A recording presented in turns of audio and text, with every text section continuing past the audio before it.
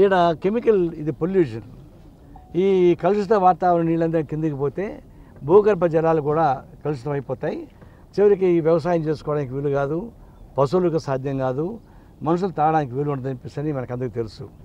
అయితే గవర్నమెంట్ ఇచ్చినప్పుడు ఏం చేస్తుంటే ఇట్లాంటి కెమికల్ ఫ్యాక్టరీస్, ఫార్మాస్యూటికల్ ఫ్యాక్టరీస్కి ఈ పొల్యూషన్ ఎక్విప్మెంట్ ప్లాంట్స్ అని చెప్పేసి పెట్టాలి.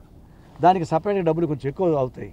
ఏ ఫ్యాక్టరీకి ఆ ఫ్యాక్టరీలో వాళ్ళు పొల్యూషన్ ఎక్విప్మెంట్ ప్లాంట్స్ పెట్టి ఆ నీళ్ళంతా ఆ ట్యాంక్కి తీసుకొచ్చి దాన్ని ఎవాపరేట్ చేసి మంచినీళ్ళు బయటకు వదిలిపెట్టి ఆ ఎవాపరేట్ చేసిన తర్వాత మిగిలిపోయినటువంటి కెమికల్ సాలిడ్ ఉంటుంది, దాన్ని లారీల మీద తీసుకెళ్ళి బయట ఎక్కడో డంప్ యార్డ్ పడేయాలి. అది దాని పర్మిషన్. కానీ వీళ్ళు ఇంకొకటి గొంతలు తవ్వారు, ఒక పైపు చూపించారు, నీళ్ళని నీళ్ళకి వస్తాయి సార్, మేము ట్యాంకులో మోసుకుంటా పట్టాంజలికి పోతాం సార్ అంటున్నారు. ఇది పరమానంద శిష్యులు సూది మోసినట్టుగా 7 నుంచి నీళ్లు ట్యాంక్ తీసుకెళ్తే ఎంత ఖర్చు అవుతుంది వాళ్ళకి. అంటే ఏమైనా రిపోర్టర్స్ వచ్చినా లేకపోతే పొల్యూషన్ డిపార్ట్మెంట్ నుంచి ఏమైనా కమిషన్స్ వచ్చినా వాళ్ళకి చూపించడానికి మేము ఇది చేసామని చూపిస్తారు. ఆ తర్వాత వాళ్ళు ఏం పట్టించుకోరు. రాత్రి 10 గంటల తర్వాత నీళ్ళు వదిలేస్తున్నారు. ఇప్పుడు మంచిగా వదలాలంటే రాత్రి నుంచి వదిలిపెట్టాలి. నీళ్ళు ఆ 4-5 బొక్కలు ఉన్నాయి అక్కడ.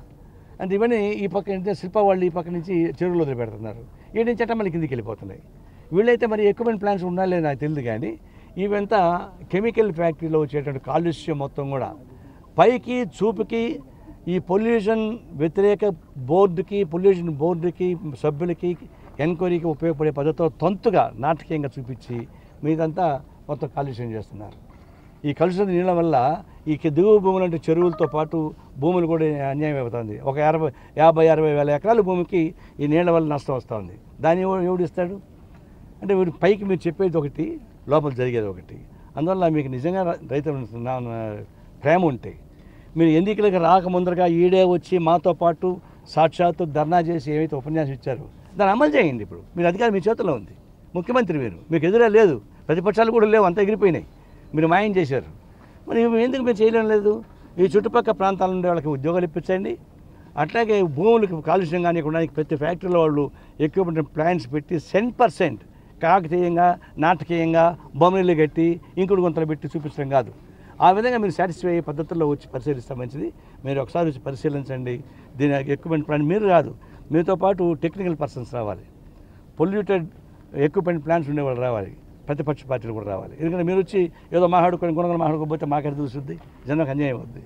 మీకు పారదర్శకత ఉంటే, ప్రజాస్వామ్యం నమ్మకం ఉంటే, జనం మీద నమ్మకం ఉంటే, ఎన్నికల మీద ఇచ్చిన వాగ్దానం మీద చిత్తశుద్ధి ఉంటే తక్షణం పోలేపల్లి విజిట్ చేయండి, ఈ సమస్య పరిష్కారం చేయండి. లేకపోతే ప్రజానీకాన్ని సమీకరించి ఆందోళన చేయాల్సిన పరిస్థితి వస్తుంది మాత్రం హెచ్చరిస్తూ ఉన్నాను. ఇప్పుడు ఫ్యాక్టరీలు వచ్చాయి, బాగానే సంతోషం. వెనకబడిన ప్రాంతం అది తెలంగాణ జిల్లాలో ఈ ప్రాంతం వెనకబడిన ప్రాంతం కాబట్టి దీనికి ఫ్యాక్టరీ రావడం మంచిదే. ఇప్పటికి ఒక్క ఫ్యాక్టరీలోనే 2,000 మంది పనిచేయడం అంటే దాన్ని బయటికి దాదాపు 40-50 మంది పైన ఇక్కడ పనిచేస్తూ ఉండొచ్చు.